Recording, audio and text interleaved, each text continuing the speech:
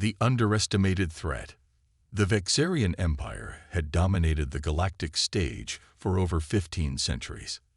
Their massive warships, behemoths of metal and energy that stretched kilometers across the void, were feared throughout known space. Their military doctrine was simple: overwhelming force, superior numbers, and ruthless efficiency. For generations, they had conquered system after system, subjugating countless species under their rule. Earth was nothing to them, a backwater planet in an unremarkable solar system at the edge of the Orion Arm. When humanity finally achieved faster-than-light travel and began cautiously exploring nearby stars, the Vexians barely took notice. The reports from their intelligence network described primitive vessels with rudimentary weapons, hardly worth the Empire's attention. Grand Admiral Zextovel, commander of the Vexian 7th Fleet, scoffed as he reviewed the latest intelligence briefing in his private chambers aboard the dreadnought Inevitable Conquest. His scaled skin shimmered under the blue light of holographic displays, showing Earth's modest interstellar presence. "They call these ships," he mocked, gesturing at the images of Earth's exploration vessels. "My personal shuttle has more firepower." His second-in-command, Sub-Commander Frill, nodded in agreement. "They've only established 3 colonies, all within 20 light-years of their homeworld. Their technology is at least 2 centuries behind ours."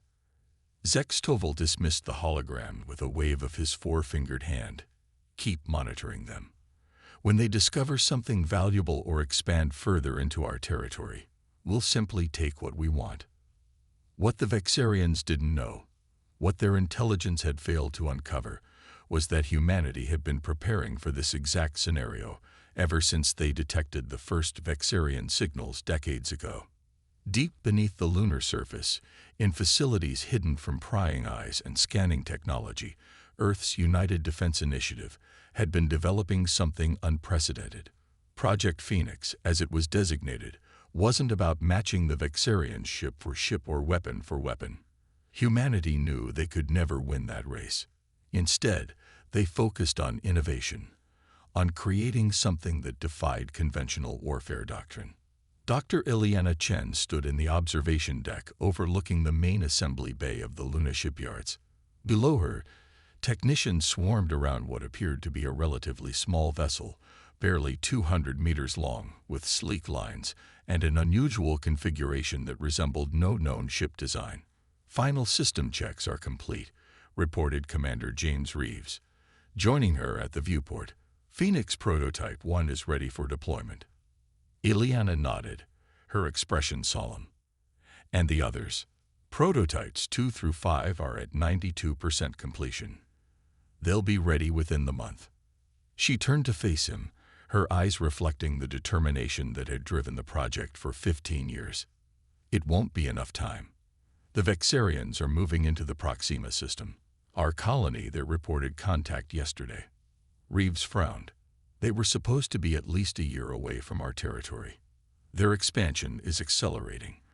We've lost communication with the outpost. We have to assume the worst." The commander's jaw tightened. "Then we deploy with what we have. Phoenix 1 is ready, and our pilots have completed the neural integration process." Ileana turned back to look at the prototype.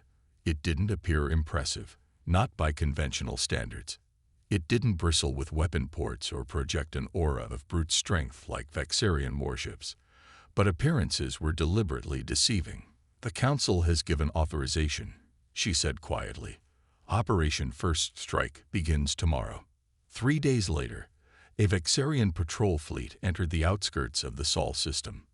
It consisted of 1 battle cruiser and 4 escort destroyers, a minor force by Vexian standards, but more than enough to subjugate an insignificant world like Earth. Captain Drez of the battle cruiser Subjugator didn't even bother to bring his ship to full combat readiness. This was to be a simple show of force, followed by the standard Imperial ultimatum: surrender, become a tribute world, or face extinction. "We're detecting a single vessel approaching from the direction of the 3rd planet's moon," reported his sensor officer. Drez leaned forward slightly in his command chair. "Visual identification." Unknown design, sir. Small craft, approximately 200 meters in length. Minimal energy readings. The captain chuckled, revealing rows of sharp teeth. They send one ship to greet us, perhaps to surrender immediately. He gestured dismissively. Bring it on main display. The view screen activated, showing a distant vessel moving toward them. It was unlike any ship the Vexians had encountered, sleek, with an almost organic appearance, its hull seeming to shimmer slightly as if it weren't entirely solid. Curious design, Dres remarked, but clearly no match for us. Broadcast the standard ultimatum. Sir, the sensor officer interrupted, his voice suddenly tense. The vessel has accelerated. Current velocity exceeds our maximum combat speed by. This can't be right. Dres turned sharply. Explain. It's moving at nearly twice our top speed, and still accelerating. And there's something strange about its energy signature. It's fluctuating in patterns I've never seen before. For the first time, a flicker of concern crossed the captain's features. Shields up. Bring weapons systems online. But the order came too late. Phoenix 1 closed the distance between the vessels in seconds, moving so quickly that the Vexian targeting systems couldn't lock on. It executed a maneuver that should have been impossible, shifting its trajectory at right angles without deceleration. Then it simply passed through the lead destroyer as if the Vexian ship wasn't there. For a moment, nothing happened. The destroyer appeared intact. Then systems across the Vexian vessel began to fail. Lights flickered. Artificial gravity disappeared. And finally, the reactor containment collapsed, not in a catastrophic explosion, but in a controlled implosion that consumed the ship from within, leaving nothing but dispersing particles. The entire process took less than 5 seconds. What just happened? Dres demanded, rising from his chair as alarms blared across his bridge. Where is the destroyer? It's gone, sir, stammered the tactical officer. Completely destroyed. The Earth vessel is now circling around toward the second destroyer. For the first time in his career, Captain Dres felt fear grip his hearts. All ships, evasive maneuvers, maximum firepower on that vessel. The remaining Vexian ships opened fire, filling space with energy beams and projectiles. But Phoenix 1 moved with impossible agility, the few hits that connected seeming to pass through it without effect. Within minutes, 2 more destroyers had been reduced to dust. The remaining destroyer attempted to flee, but suffered the same fate as Phoenix 1 intercepted it effortlessly.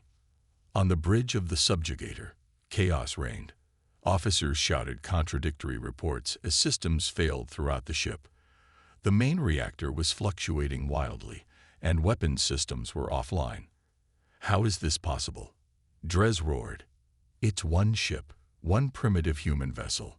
That's when the communication system activated without command, and a human face appeared on the main screen. A woman with calm eyes and an expression devoid of triumph or malice. This is Dr. Ileana Chen of Earth's United Defense Initiative, she said simply. What you've witnessed is a demonstration of phase displacement technology. Your remaining vessel is now under our control. Your reactor will stabilize, but your weapons and FTL systems are permanently disabled. Dres snarled, the Empire will send hundreds more ships. Thousands. You cannot hope to. We have 20 more prototypes nearing completion. Ileana interrupted, each one capable of what you just witnessed. This was not an act of war, Captain. This was a request for your attention. She leaned closer to the camera. Return to your empire with this message. Earth is not a threat, but we will not be conquered. We offer peaceful relations, but we are prepared for the alternative. The choice is yours. The transmission ended, leaving the Vexian captain staring at his reflection in the dark screen, the impossible reality slowly sinking in. The mighty Vexian Empire had just been brought to its knees by a single Earth ship, and somehow, Dres knew this was only the beginning. Humanity's defiant stand. Grand Admiral Zex Toval's rage was legendary even among the naturally aggressive Vexians, But when Captain Drez's crippled battlecruiser limped back to the Imperial Fleet base at Nexus Prime, the Admiral's reaction transcended rage into something altogether more dangerous: cold, calculated fury. "You expect me to believe," he said with deceptive softness as Drez knelt before him in the vast audience chamber, "that 4 destroyers and your battle cruiser were defeated by a single human vessel?" Drez kept his gaze fixed on the polished floor. "The recording logs confirm it, Grand Admiral. Their technology is beyond anything we've encountered." Zextoval circled the kneeling captain. "And this human had the audacity to send a message with you. As if the Empire would negotiate. They call it phase displacement technology," Drez said. "The human ship could somehow exist partially outside normal space. Our weapons passed through it, while it could phase partially into our ship's end." "Enough." Zextoval slammed his ceremonial staff against the floor. "I don't need theories. I need solutions." He turned to his war council, assembled in a semicircle behind him. "Prepare the 7th Fleet. All of it." Sub-Commander Frill stepped forward. "Grand Admiral, the 7th Fleet comprises over 300 capital ships. Is such force necessary for a single world?" Zextoval's eyes narrowed. "That single world destroyed 4 of our vessels with 1 ship. I will not underestimate them again. We will crush them completely, demonstrate what happens to those who defy the Empire." The mobilization of the 7th Fleet was unprecedented. A massive armada of warships, from nimble frigates to planet-killer dreadnoughts, assembled in tight formation. It was a display of force meant to intimidate, a hammer to crush a seemingly insignificant nail. Aboard the massive flagship Inevitable Conquest, Zextoval addressed his commanders through the fleet-wide communication network. "This primitive planet has somehow developed technology that poses a threat to Imperial dominance. Such innovations cannot be allowed to exist outside our control. We will capture their scientists, appropriate their technology, and make an example of their world." The fleet entered FTL, setting course for the Sol system with unstoppable momentum. Meanwhile, on Earth, the United Defense Initiatives Council had convened an emergency session. Holographic displays showed the approaching Vexian fleet, hundreds of ships, far more than their intelligence had predicted. "They're sending a third of their total military strength," General Yamamoto stated grimly. "They'll arrive in 3 days." Dr. Chen brushed a strand of gray hair from her face, studying the tactical display. "Phoenix 1 performed beyond expectations, but we only have 3 prototypes fully operational. The others won't be ready in time." Council Chairperson Abezi leaned forward. "What about the displacement field generator?" Ileana's expression tightened. "It's theoretical. We've run simulations, but a full-scale test would require—" "We don't have time for perfect solutions," interrupted Admiral Koslov. "The fate of our species is at stake." Chairperson Abezi nodded slowly. "Dr. Chen, what are the chances the DFG would work?" "If we divert all power from the global grid, maybe 60%. But there are risks, significant risks, and our chances against the Vexian fleet with just 3 prototypes." Ileana fell silent for a moment. "Less than 10%. The council chamber grew quiet as the implications sank in. "Begin preparations for the DFG," Abasi finally ordered, "and deploy the prototypes as our first line of defense. We need time to bring the generator online." As the Vexian fleet dropped out of FTL at the edge of the Sol system, they were met with an unexpected sight. Not a defensive formation of Earth ships, but a completely empty void. "No signs of resistance?" Zextoval questioned from his command throne. "Nothing, Grand Admiral," reported his sensor chief. "We detect their colonies on Mars and their moon, but no defensive fleet." The Grand Admiral's eyes narrowed suspiciously. "Approach with caution. Deploy scout frigates in advance formation." The massive fleet began its inexorable advance toward Earth, scout ships moving ahead to detect any traps. They were halfway to the 3rd planet when the scouts suddenly lost contact. Moments later, 3 vessels appeared seemingly from nowhere, directly in the path of the Vexian armada. They were identical to the ship that had destroyed Captain Drez's patrol. Sleek, shimmering craft that moved with impossible grace. All ships, open fire, commanded Zextoval. Concentrate all weapons on those vessels. The void erupted with energy as hundreds of Vexian warships unleashed their firepower. But the 3 Phoenix prototypes danced through the barrage, their phased displacement technology allowing most attacks to pass harmlessly through them. Then they struck back. Phoenix 1, 2, and 3 moved with coordinated precision, each targeting a different section of the Vexian fleet.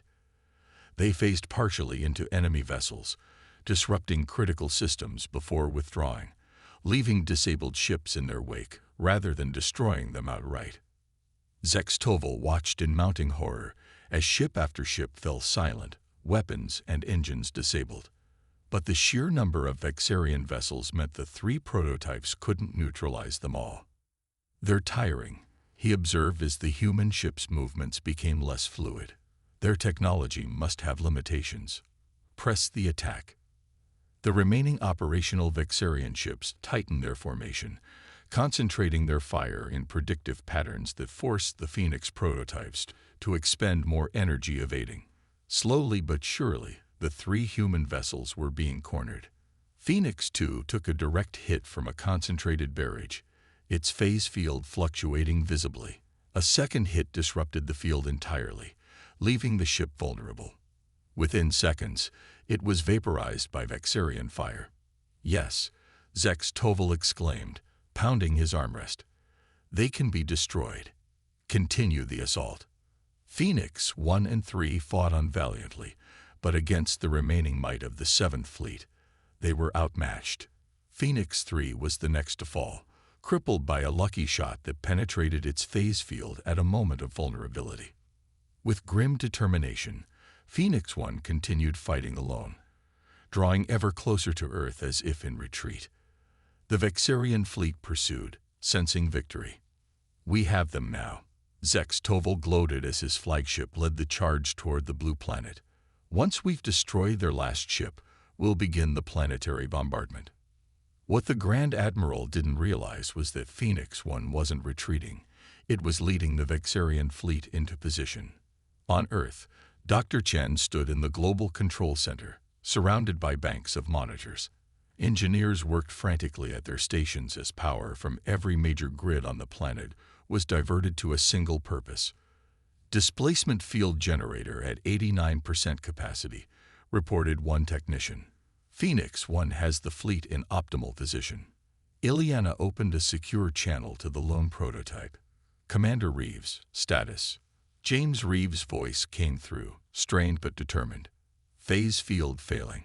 Cannot maintain displacement for more than 2 more minutes. Please tell me the DFG is ready." "Almost there," Ileana promised. "Just keep them following you." On the main view screen, Phoenix 1 executed increasingly desperate evasive maneuvers as Vexian weapons fire intensified around it.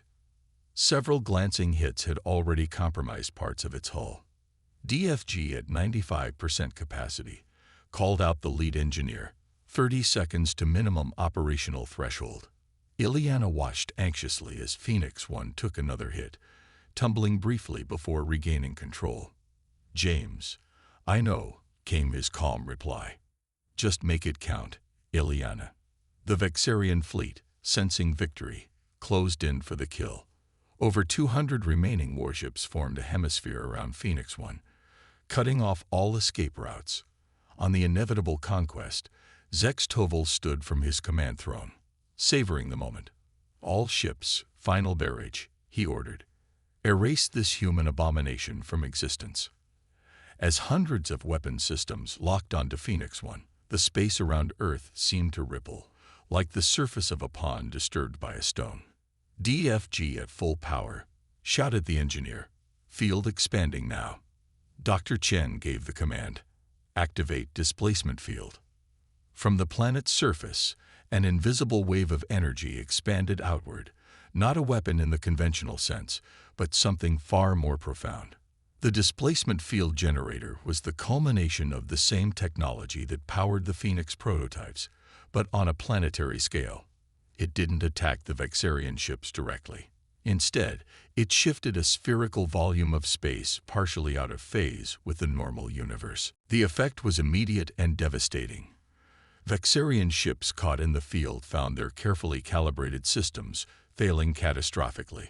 Hulls that were designed for normal spacetime began to lose molecular cohesion.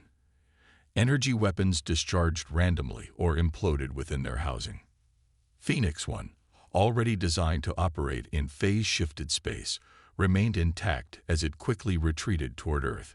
From his flagship, Zextoval watched in disbelief as his mighty fleet began to disintegrate around him. Not through violence or explosions, but simply coming apart, as if reality itself rejected their presence. "What is happening?"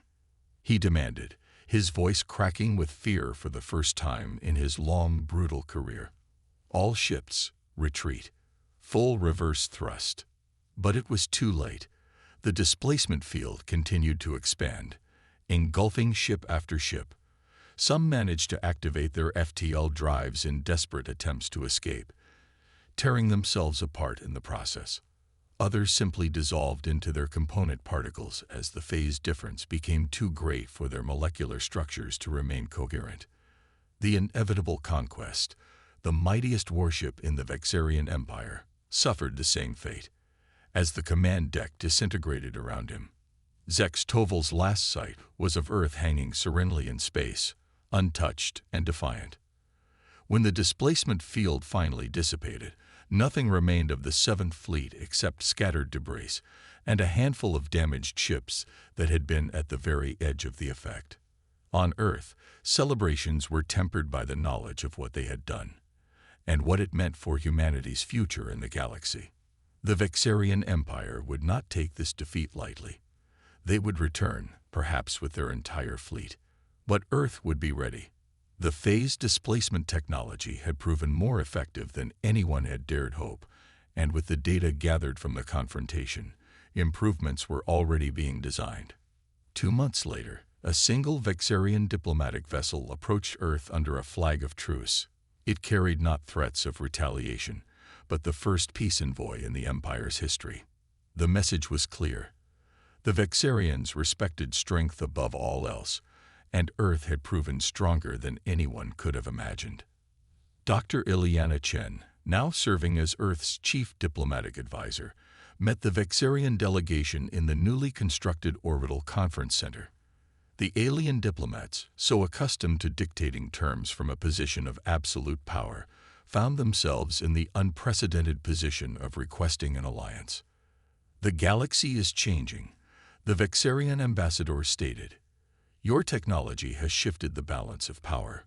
We offer partnership instead of conflict."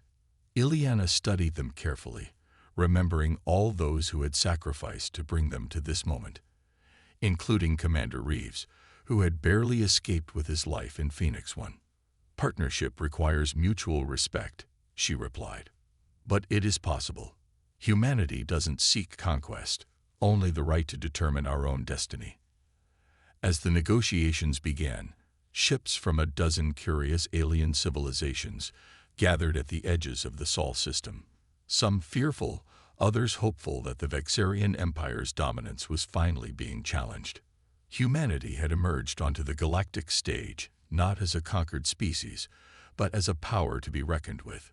The ships that had once been mocked had changed the course of history in a single decisive encounter.